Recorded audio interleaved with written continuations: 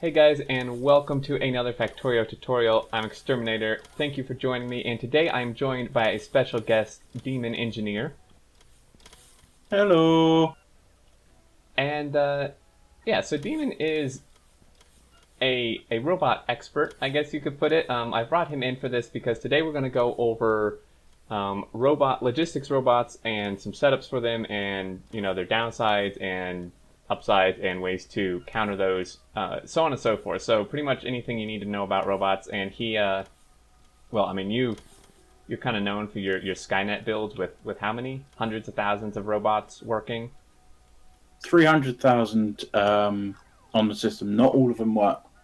A lot of people go um, crazy and say, well, you've got 300,000 working, but no, I have 300,000.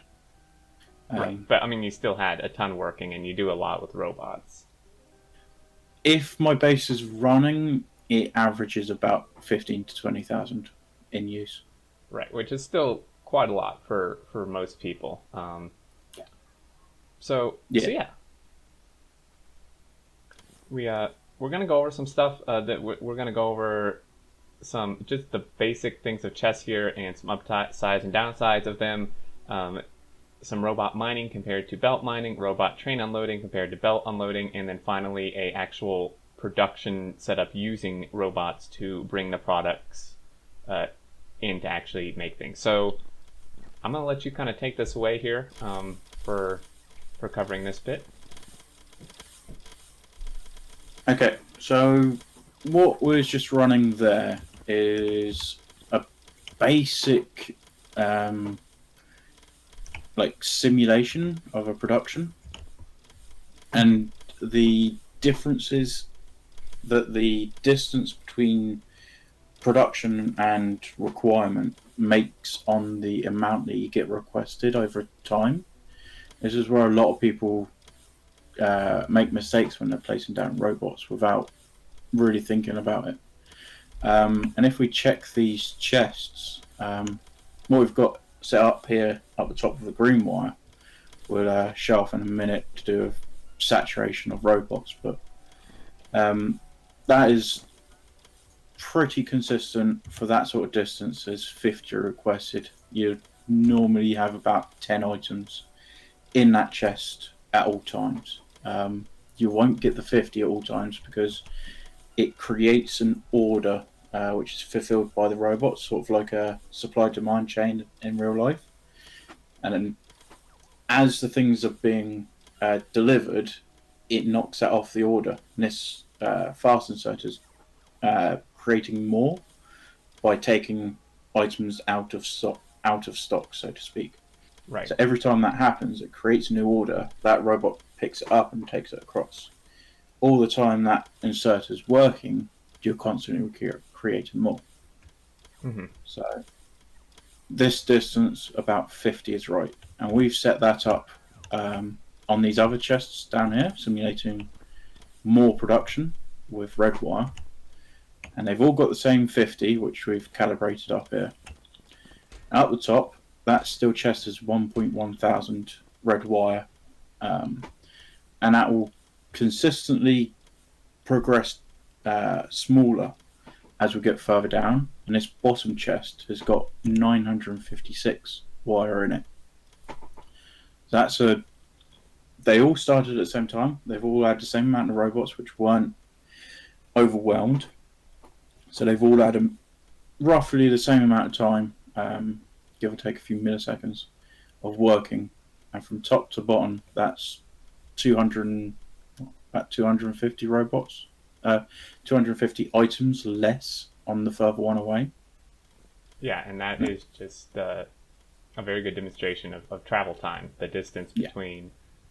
They were coming from this active provider up here, and that's just the difference of this little bit of travel time. So you can imagine if you had huge travel times, you would need to Yeah. yeah. If this was set up in a bigger scale on like a real life base, this bottom chest could have about 300 on it, not 900, and that top one still have 1,100. What you need to do to combat this is as you get further away, you need to keep the amount of orders roughly the same per second. So setting the request to chest, instead of having 50, increase it to say 80. And as you get further away, just increase the order. Mm-hmm. So you still have the same like robots a second arriving there than the one that's closest. Right.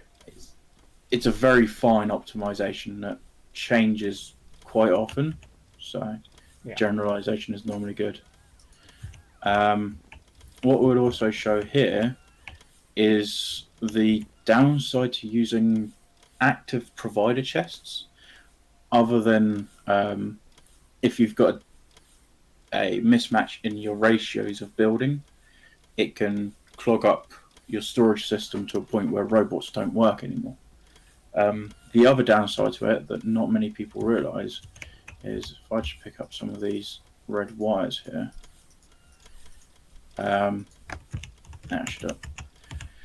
if we get a big shipment of, say this is ore or something, so your outpost train has just come in and that gets unloaded, you now get every single robot fulfilling the orders that the base is requesting, but it's also drawn all of the robots into transferring it into your storage.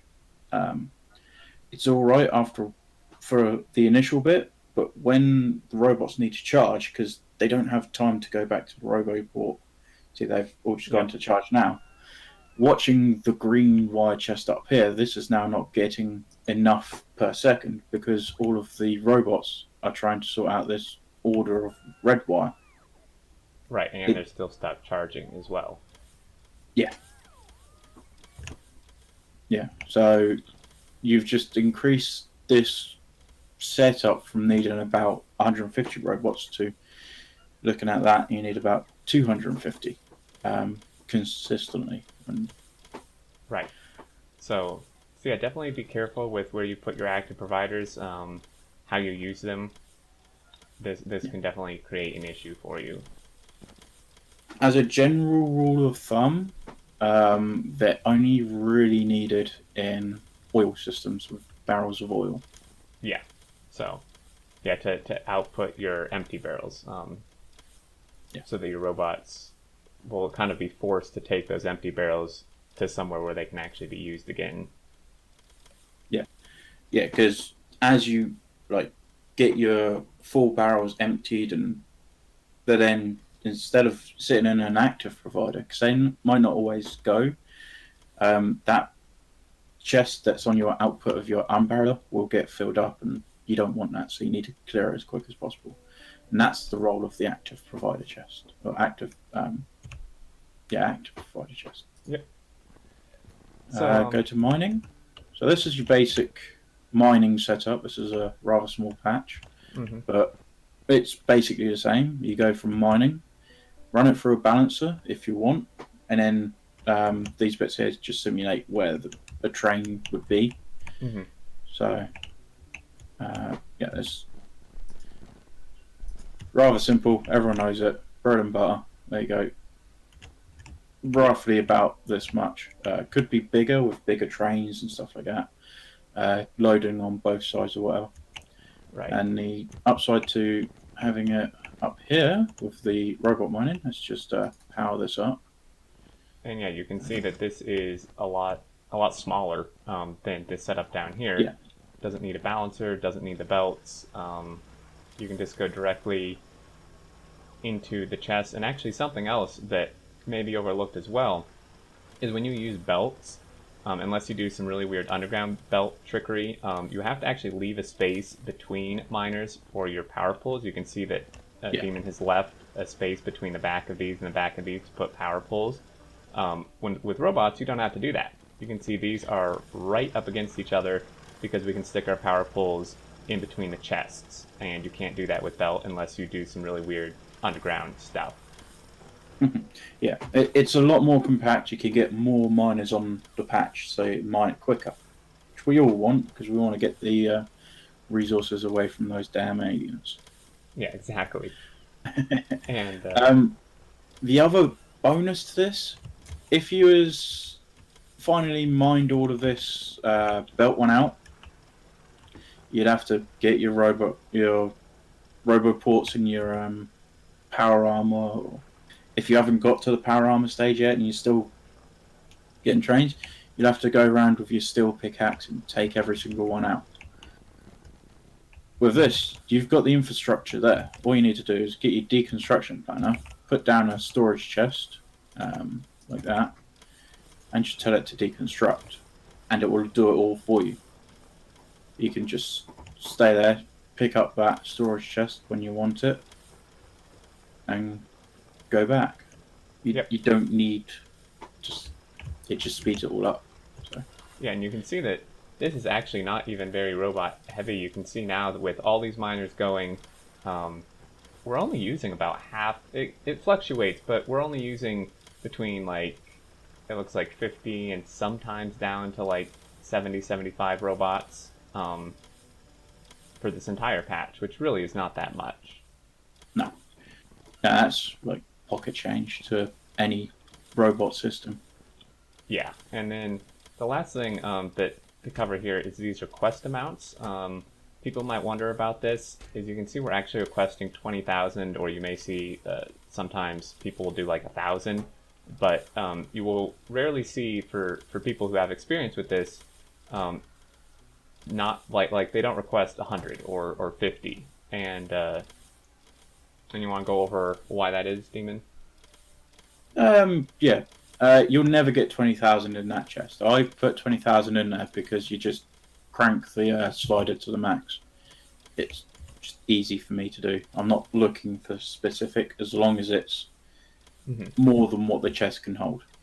Because if you've got a big patch that's being mined quick, you want to get the ore to those chests as quick as possible. So when the train pulls up, it's not waiting for robots to pull it in from miners still to fulfill the order, sort of thing. Right, yeah, because if you only have it like at 100, when the train leaves, right, this is only going to bring 100. So you're only going to have 100 in your chest, and when the train arrives, obviously 100 in each chest is not enough to fill a train, so it's going to have to sit here and wait for the robots to finish. But this way, with 1,000 or 20,000 or whatever, the chests will be pretty much as full as they can be based on the miners working the entire time while the train has been gone. Yeah. Yeah, you just getting this patch mined out as quick as possible, basically. Yeah. And storing it as close to the train as possible. Speaking of trains, let's go to unloaders.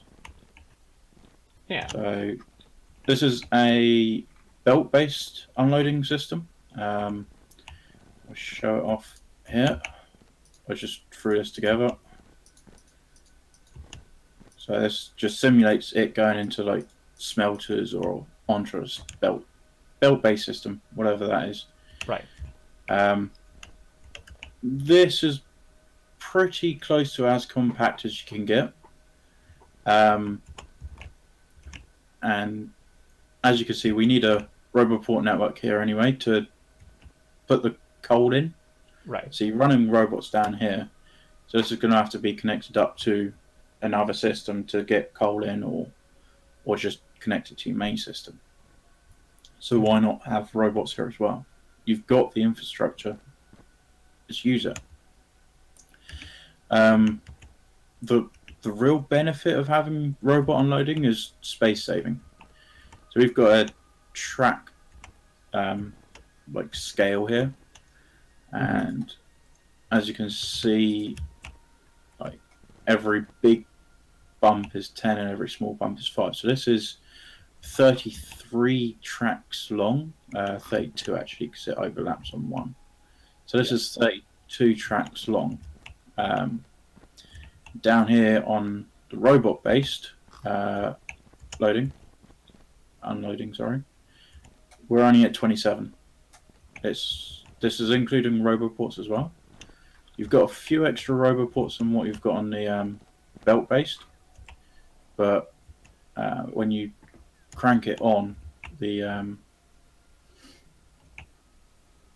it performs the same as the belt. It's just on a lower footprint.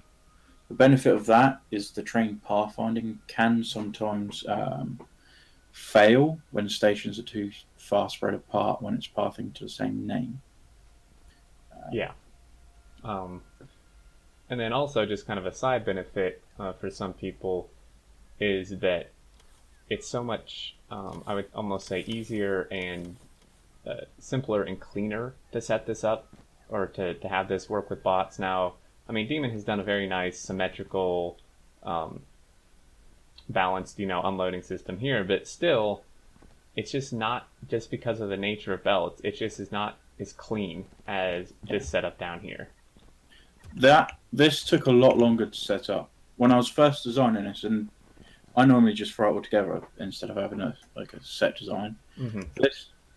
This took quite a while to do because you first have to set up one side, and then you have to flip it over and do the top side as well.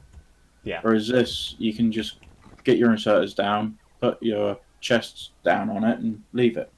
If you need more space on that, which I don't see why you would need to, because if you look on this system, you've got when it all fills up, you've got about 800,000 capacity in all. Yeah, and all the chests. So if you have another one, that's 1.6 million in storage. If you're not using it that much, you don't need 1.6 million of that much. Right. This has got a little bit of robot charging problems, but you've got enough space here to put down a few extra robo ports and keep the charging going. A lot of people see this and say, I need more robots. But when you see clouds of robots at Roboport, you need more Roboports.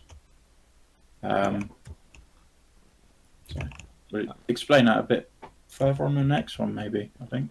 Yeah, so then over here, we have some actual production using robots. We have some crazy fully beaconed and fully moduled circuits and copper wire just to kind of demonstrate what you can do with robots. And I mean, if you open this up, we actually are having a few small issues.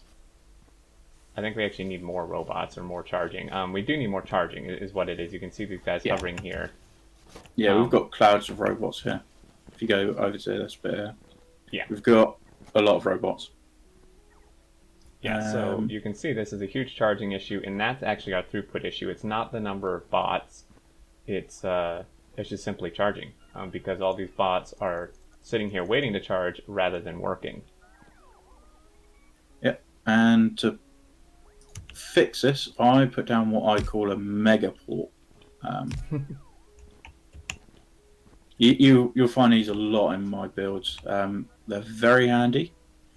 As a rule of thumb, we go for 50 robots per Roboport in active use. So this little setup here should get about 200 per stamping. And as you can see on what we're actually using, we are at 450. Still max, but it's still filling those orders. There you go, 450. Give it enough time, and that should start lowering down. Yeah, it still needs to fill these initial requests in these chests. But, I mean, you can see how fast these things work. Just putting down those, what was it, 6 more Roboports? You look at the production, and we've boosted it up almost double. Just we don't have robots waiting to charge. We've got a few over here, so we'll put down another stamp there then, because we had a few robots waiting to charge on that. Yeah, and this, I mean, you can see it's very smooth movement at this point. They are, smoothly going from here all the way over to the production. Stopping when they need to charge, of course, but since there's not really any huge line, if you will, or cloud of them waiting, it's really quite quick for them to charge and then just continue on their journey to fill these requests. Yeah. Yeah, I see it a lot in on forums and stuff like that. People put down Roboports out here for robots to charge, This one's probably the best one that they've put down, but these ones up here, they oops, I just connected to those networks. Whoops. Well, we could probably use the robots. Yeah, probably. Come back. No. Yeah, these roboports up here are like a last resort charging for robots. You want to keep it in this stream of robot travel, so they don't have to like wait and find a roboport outside of its normal flight path for it. Yeah, that's actually an extremely good point. It's just immense how much of a difference it makes to put roboports in your flight path, or at least, pretty generally, so they can just do it on the way there without having to veer off path and go a longer distance to charge, and then go back on the path that they were on. Yeah. So that's like basic production. Yeah, and I mean, this concept, it applies to pretty much anything you want to produce. I guess one last thing to cover here is just, again, these request amounts. We're requesting 100. You may, if you don't use this mini requester chest, because some people don't, you may want to up it to 200 or so. I had someone ask in the comments of one of my latest videos about request amounts for circuit setups like this. Typically, what I do, or what I see other people do, is 1 or 2 requester chests and 200 per. I mean, you can see we're requesting 200 cable per this.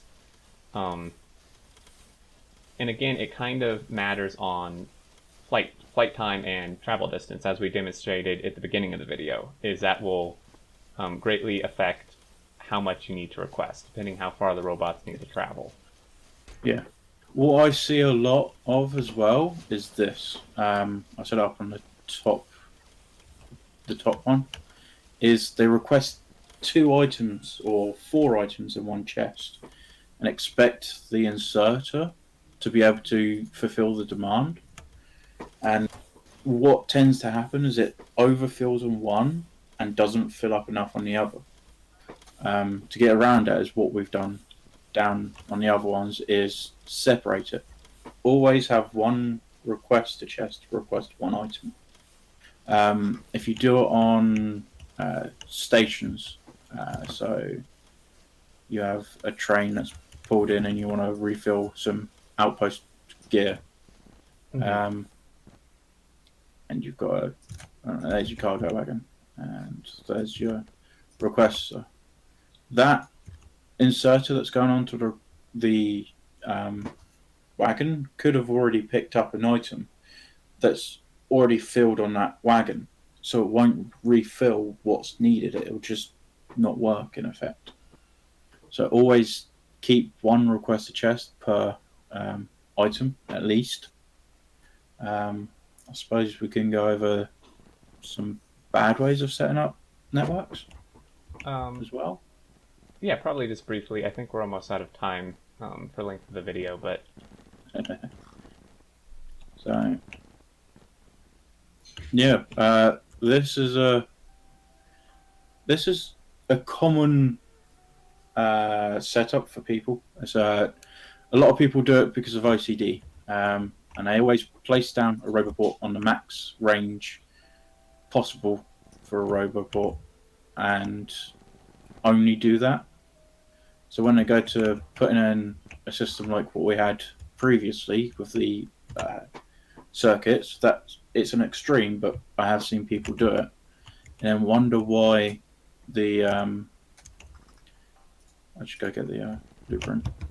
Wonder why it's not working.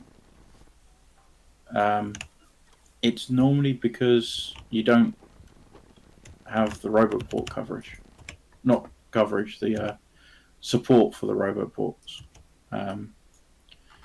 So having this here will not work because the robots have to go to here and like over to here, and further they'll go all the way to the other extents of your base to charge just to fulfill this. And what you'll end up doing is having too many robots that your base can support. And that's why whenever I do designs and stuff, I have constant roboports around it, So when I can place it down, I know that that can sustain itself and working. Right, exactly. So when you place it down and put it within the grander schemes of things in your big base, you know, this system works, and then the system it's going into can support it working. So this system, right, gives you coverage on everything, but it cannot support a lot of robots, which is what a robot base needs. Yep. So yeah, very good point. And I guess just quickly before we end the video, one really quick thing I just thought of to cover that people may not know about is bridging networks, or I mean, there's other words for it, but that can be really useful is passing items between networks if you do not want them connected. As Demon just put these here, if we take some chests, so I can actually show both networks at once, you'll notice we have a gap. It's in the construction zone, but for logistic stuff that doesn't matter. You can see that these two logistics sections are not connected. So what you can do is, if you want to pass items from one to another, you can just set your requesters on one, and your providers on the other, and your inserters in the middle, like so. And this can be really, really nice for multiple applications. But you know, if you don't want like robots traveling across your entire base to bring, you know, a couple items to maybe an expansion you're building or something, this can be a good way to do it, because you can just easily pass the items across.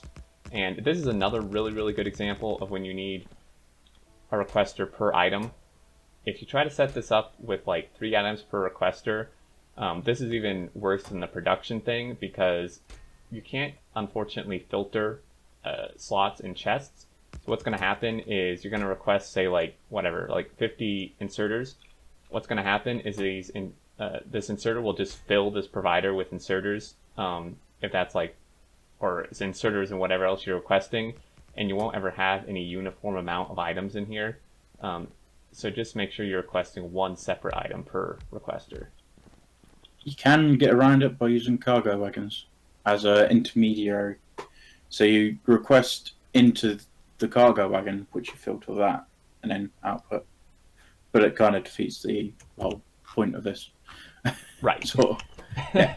But yeah, so that's an option as well. But I think that'll do it. You know, this tutorial is a little long than the others, but that's good. You know, we've hopefully covered most of what you guys might be wondering about, or anything that can help you optimize your robot bases.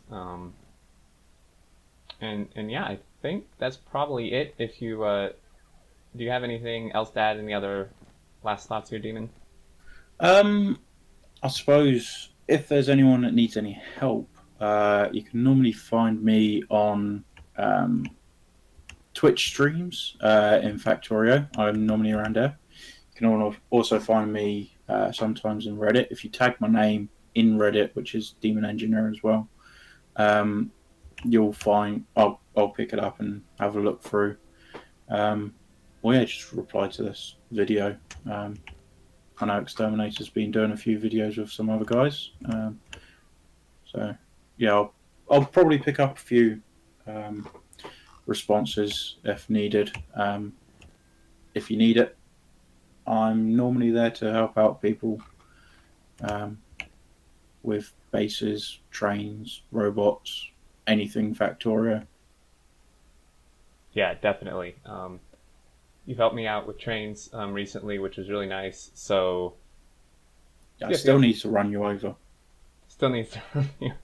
Yeah, I think I've had enough of that for the month. But yeah, so, you know, any questions, comments, concerns, thoughts, anything, leave down in the comments, and either Demon or I or both will reply and let you know. So, as always, guys, thank you for watching. We do hope you found this helpful. If you did, leave a thumbs up, and until next time, we will catch you later.